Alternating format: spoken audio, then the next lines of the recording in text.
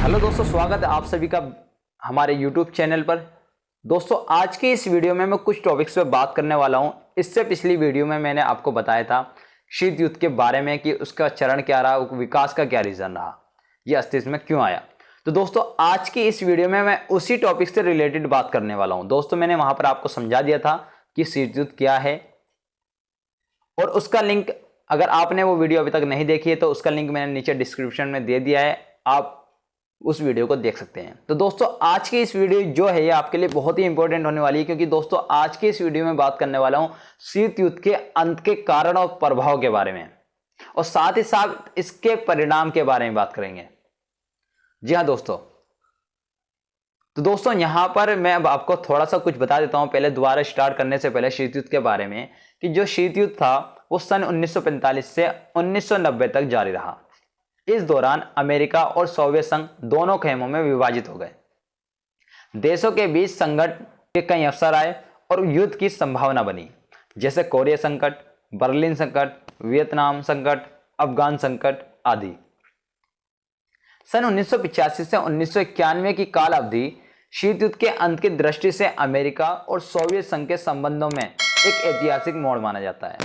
सन 1981 में जब राष्ट्रपति रेगन ने पद ग्रहण किया था, तब अमेरिका की प्रतिष्ठा में तेजी से हाथ हो रहा था। अमेरिका वियतनाम में विफल हो रहा था। अफगानिस्तान ने भी 90,000 सोवियत सैनिकों का अधिकार था, किंतु सोवियत संघ की आर्थिक स्थिति तेजी से गिर रही थी। इसलिए सन 1985 में मिखाइल गोर्बाचेव ने सोवियत संघ की सत्ता संभाली तो आर्थिक स्थिति में सुधार के प्रयास शुरू किए। इसी क्रम में उसने ग्लासनोस्त खुलापन यानी कि वो पेरेस्ट्रोइक पुनर्निर्माण का सिद्धांत लागू किया, जिसका परिणाम सोवियत संघ के विघटन के रूप में हुआ और सोवियत संघ 15 गणराज्यों में बढ़ गया। इस तरह एक महाशक्ति के रूप में सोवियत संघ का पतन हो गया और शीत युद्ध का अंत हो गया। तो दोस्तों, मैंने आपको थोड़ा सा एक टॉपिक बताया, एक परिचय बता दिया, थोड़ी सी हेडिंग बता दी है, जिसमें आप ओवरव्यू समझ सकते हैं। तो हम इसको अगर ओपनली बात करें तो दोस्तों हम बात करते हैं, जो हमारी हेडिंग होगा, जो मेन टॉपिक होगा वो यही होगा कि शीत युद्ध के अंत के कारण क्या थे। दोस्तों, शीत युद्ध के अंत के बहुत सारे कारण थे। मैं आपको यहाँ पर बता देता हूँ कौन कौन से कारण थे। कुछ कारण हैं जो कि निम्नलिखित हैं। पहला था मिखाइल गोर्बाचेव का व्यक्तित्व और उसकी नीतियां। सन 1985 में सोवियत संघ की बागडोर जो थी वो मिखाइल गोर्बाचेव के हाथों में आई। जिस प्रकार स्टालिन को शीत युद्ध के जनक के रूप में जाना जाता है, उसी प्रकार गोर्बाचेव को शीत युद्ध के अंत के करने वाला नेता माना जाता है। गोर्बाचेव ने लौह आवरण की दीवार यानी तोड़ डाली और बंद दरवाजे तथा खिड़कियां खोल दी।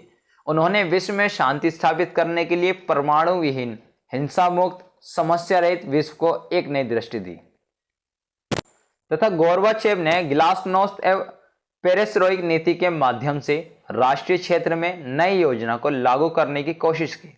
इस नीति के कारण औद्योगिक क्षेत्र में निजीकरण को अपनाया गया। निजीकरण अपनाने के कारण सोवियत संघ में बड़ी बड़ी इमारतें खड़ी हो गई, परंतु उसमें जनता के कल्याण का कोई कार्य नहीं हुआ। इसके कारण सोवियत संघ का विघटन हो गया और शीत युद्ध का अंत हो गया। दोस्तों, ये शीत युद्ध के अंत के होने का पहला कारण था।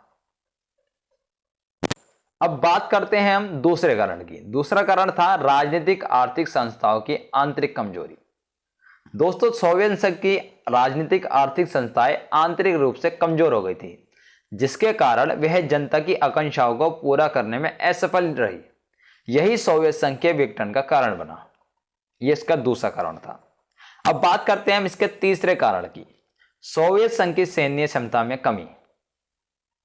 क्या हुआ दोस्तों, सोवियत संघ ने सैन्य दृष्टि से अपने आप को शक्तिशाली बनाए रखने के लिए अपने संसाधनों का एक बड़ा भाग शस्त्रों पर खर्च कर दिया। इससे सोवियत संघ पर गहरा आर्थिक दबाव पड़ा और सोवियत व्यवस्था इसका सामना नहीं कर सकी। यह इसका तीसरा कारण था। अब बात करते हैं हम चौथे कारण की, सोवियत संघ का आर्थिक संकट। दोस्तों, इसमें क्या था, जो अंतरिक्ष अनुसंधान की प्रतिस्पर्धा थी, शस्त्र निर्माण पर अत्यधिक खर्च तथा अपने प्रभुत्व को बनाए रखने के लिए अन्य देशों की आंतरिक समस्याओं में हस्तक्षेप यानी कि अफगानिस्तान और फिलिस्तीन करने से सोवियत संघ की अर्थव्यवस्था चरमराने लगी और 1985 के बाद यह संकट और भी गहरा हो गया। अब इसमें इतनी क्षमता नहीं थी कि वह पश्चिमी देशों से शीत युद्ध की प्रतिस्पर्धा करे। इसलिए अब यह विश्वास किया जाने लगा कि इस आर्थिक संकट से उभरने और सोवियत संघ के राष्ट्रीय हित शीत युद्ध की समाप्ति से ही संभव होगा। तो दोस्तों ये इसका चौथा कारण था शीत युद्ध के अंत होने का। इसका पांचवा कारण था सोवियत संघ का राजनीतिक संकट और उसका विखंडन, जिसमें क्या था, गोर्बाचेव की तत्कालीन नीतियों ने परंपरागत सोवियत ढांचे को हिला दिया। सन 1991 में गोर्बाचेव का तख्ता पलट दिया गया और तमाम गणराज्यों ने जोर शोर से अपनी स्वायत्तता की मांग रखी और इसके परिणाम स्वरूप क्या हुआ, सन 1991 में तमाम गणराज्य स्वतंत्र हो गए और सोवियत संघ का विखंडन हो गया। इस विखंडन ने सोवियत संघ को शीत युद्ध बनाए रखने लायक नहीं छोड़ा। यह भी इसका पांचवा कारण रहा है। जो इसका छठा कारण था वो ये था कि पूर्वी यूरोपीय देशों में बाजार व्यवस्था तथा लोकतांत्रिक व्यवस्था का आरंभ होना। इसमें क्या हुआ था, जो पूर्वी यूरोप के देश थे जैसे हॉलैंड, चेकोस्लोवाकिया, बुल्गारिया आदि में, इसमें क्या था, साम्यवादी सरकार थी, लेकिन इन देशों की अर्थव्यवस्था पिछड़ी हुई थी, जिससे वहां सामाजिक राजनीतिक असंतोष था। सन 1989 से 1990 के वर्षों में जो पूर्वी यूरोप के देशों में स्वतंत्र विभाजन वाली बहुदलीय लोकतांत्रिक व्यवस्था के साथ बाजार व्यवस्था को अपना लिया। ऐसे में पूर्वी और पश्चिमी यूरोप के देशों ने एक जैसी व्यवस्था के कारण वैचारिक टकराव समाप्त हो गया। इन परिवर्तनों के चलते शीत युद्ध का अंत हो गया। यह भी इसका छठा कारण है। दोस्तों यहाँ पर छह कारण मैंने आपको बताया कि शीत युद्ध का अंत क्या हुआ, लेकिन जैसे कि मैंने आपको बताया था कि मैं टॉपिक पे बात करूंगा, वो बात करेंगे प्रभाव के बारे में और अंत के बारे में। अब अभी तक हमने चर्चा की है, बात की है अंत के बारे में। अब हम बात करते हैं कि अंतर्राष्ट्रीय राजनीति यानी जो विश्व की राजनीति है पर कि जो शीत युद्ध के प्रभाव थे वो क्या पड़े थे। दोस्तों शीत युद्ध ने सन 1945 से 1990 तक विभिन्न चरणों से गुजरते हुए अलग अलग रूप में विश्व राजनीति को प्रभावित किया। इसने अमेरिका और सोवियत संघ के बीच तनाव पैदा करने के साथ साथ अन्य प्रभाव भी डाले। शीत युद्ध के अंतर्राष्ट्रीय राजनीति पर निम्नलिखित प्रभाव पड़े हैं। जो पहला प्रभाव पड़ा था वो क्या था, वो ये है कि शीत युद्ध से विश्व का दो गुटों यानी कि सोवियत गुट तथा अमेरिकन गुट में विभाजन हो गया। विश्व की प्रत्येक समस्या को गुटों के स्वार्थों पर ही परखा जाने लगा और शीत युद्ध से यूरोप का विभाजन हो गया। इसका दूसरा जो प्रभाव पड़ा वो ये था कि शीत युद्ध ने विश्व में आतंक और भय में वृद्धि की। इससे अंतर्राष्ट्रीय संबंधों में तनाव और अविश्वास की भावना का जन्म हुआ और गर्म युद्ध का वातावरण तैयार हो गया। शीत युद्ध कभी भी वास्तविक रूप में बदल सकता था। इसका तीसरा प्रभाव था शीत युद्ध से परमाणु युद्ध की संभावना में वृद्धि हुई और परमाणु शस्त्रों के जो शस्त्र थे के विनाश के बारे में सोचा जाने लगा। इस संभावना ने विश्व में शस्त्रों की होड़ को बढ़ावा दिया। इसका चौथा प्रभाव जो था वो ये था कि शीत युद्ध से नाटो, सीटो, सेंटो और वार्सा पैक्ट जैसे सैनिक संगठनों का जन्म हुआ, जिससे निशस्त्रीकरण के प्रयासों को गहरा धक्का लगा और इससे निरंतर तनाव की स्थिति बनी रही। ये इसका चौथा प्रभाव था। इसका पांचवा प्रभाव जो था वो था कि शीत युद्ध ने संयुक्त राष्ट्र संघ की भूमिका में कमी कर दी। अब अंतर्राष्ट्रीय समस्याओं पर संयुक्त राष्ट्र संघ दोनों महाशक्तियों के जो निर्णय हैं उन्हीं पर निर्भर है। संयुक्त राष्ट्र संघ समस्याओं के समाधान का मंच न होकर अंतर्राष्ट्रीय संघर्षों का अखाड़ा बन गया है, जिसमें दोनों महाशक्तियां अपने अपने दांव खेलने लगी है। इसका छठा जो प्रभाव था वो ये था कि शीत युद्ध से सशस्त्रीकरण को बढ़ावा मिला और विश्व शांति के लिए भयंकर खतरा उत्पन्न हो गया। दोनों महाशक्तियां अपनी अपनी सैन्य शक्तियों में वृद्धि करने के लिए पैसा पानी की तरफ आने लगी, जिससे वहां आर्थिक विकास का मार्ग खतरे में पड़ गया। इसका सातवां जो प्रभाव था वो था शीत युद्ध ने सुरक्षा परिषद को लाचार बना दिया।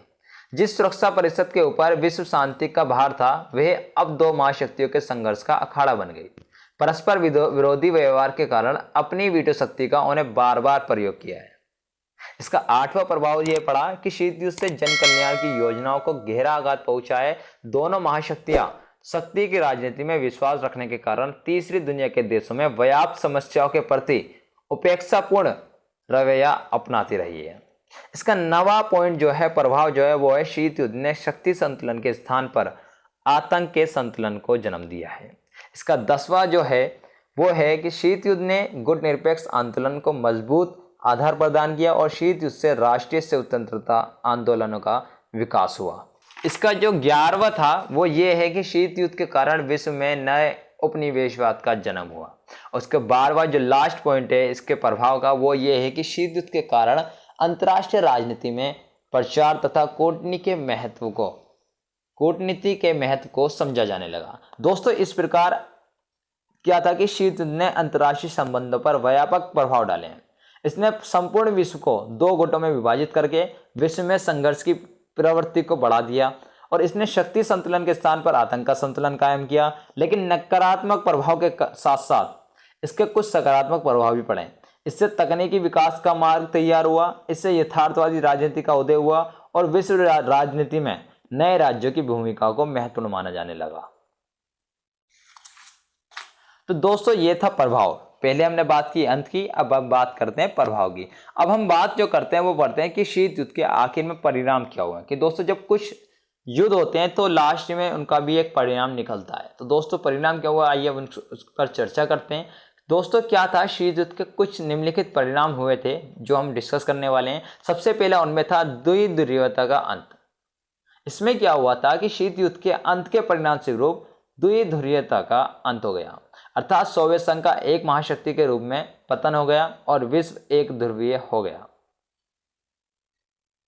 दूसरा, अमेरिका का वर्चस्व हो गया। शीत युद्ध के अंत के साथ ही विश्व एक ध्रुवीय बन गया और विश्व राजनीति में अमेरिका के वर्चस्व की शुरुआत हो गई। तीसरा था, शीत युद्ध की समाप्ति के बाद हथियारों की होड़, परमाणु परीक्षण और गुटबंदी की भावना में कमी आई। और इसका चौथा था, अंतर्राष्ट्रीय राजनीति के मुख्य मुद्दे सुरक्षा और विचारधारा की बाजार, व्यापार और पूंजी निवेश बन गए। इसका 5वां जो परिणाम था वो ये था, सत्ता के वैकल्पिक केंद्र। शीत युद्ध के अंत के परिणाम स्वरूप सत्ता के वैकल्पिक केंद्रों का उदय हुआ। यह केंद्र अमेरिका के वर्चस्व को चुनौती देने का प्रयास कर रहे हैं। इनका प्रमुख है आसियान है, यूरोपीय संघ है, ब्रिक्स है, भारत है और चीन है और वगैरह वगैरह। इसका 6वां पॉइंट रहा है, परिणाम रहा है कि विश्व की राजनीति में नए समीकरण। शीत युद्ध की समाप्ति के बाद विश्व में नए समीकरण बनने लगे।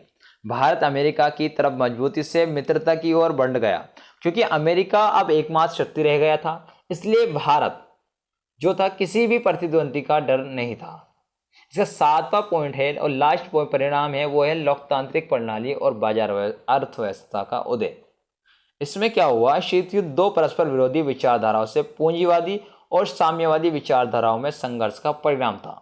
लेकिन सोवियत संघ के विघटन के परिणाम स्वरूप अब समाजवादी देशों में भी बाजार पर आधारित अर्थव्यवस्था को उचित समझा जाने लगा। तो दोस्तों, ये था उसके शीत युद्ध के परिणाम। तो दोस्तों, आज की इस वीडियो में हमने चर्चा की है शीत युद्ध के अंत के बारे में और शीत युद्ध के विश्व राजनीति पर क्या प्रभाव पड़े हैं और शीत युद्ध के क्या परिणाम हुए हैं। तो दोस्तों, यहाँ पर हमने इन 3 टॉपिक्स को क्लियर किया है आज की वीडियो में। मैं आशा करता हूँ कि आपको ये अच्छी तरीके से समझ में आए होंगे। अगर आपको समझने में कोई प्रॉब्लम्स होती हैं तो आप मुझे कमेंट बॉक्स में बता सकते हैं कि आपको कहाँ पर क्या प्रॉब्लम हो रही है। तो दोस्तों, ये आपके लिए बहुत ही इंपॉर्टेंट क्वेश्चन है। मे भी हो सकता है कि आपके OBE एग्जाम जो होने वाले हैं उसमें आ जाए। तो दोस्तों, आपको तैयारी फुल रखनी है। आपको क्या करना है, अगर ये क्वेश्चन अगर आपका था जो मैंने आपको समझाया है, आप इसमें कुछ चेंज ना करें, जरूरी नहीं। बाकी मैंने आपको बेस्ट दिया है यहाँ पर इस वीडियो में, तो आप इसको सही तरीके से इसी को लिख सकते हैं। तो दोस्तों, अगर ये वीडियो आपको अच्छी लगी है तो इसे अपने दोस्तों के साथ जरूर शेयर कीजिए। अगर आपने अभी तक हमारे चैनल को सब्सक्राइब नहीं किया है तो सब्सक्राइब करके बेल वाला आइकन को जरूर दबा दीजिए ताकि आपको हमारी हर वीडियो की नोटिफिकेशन मिलती रहे। मिलते हैं नेक्स्ट वीडियो में। Bye bye, take care, see you tomorrow. अस्सलाम वालेकुम, सब्बा खैर।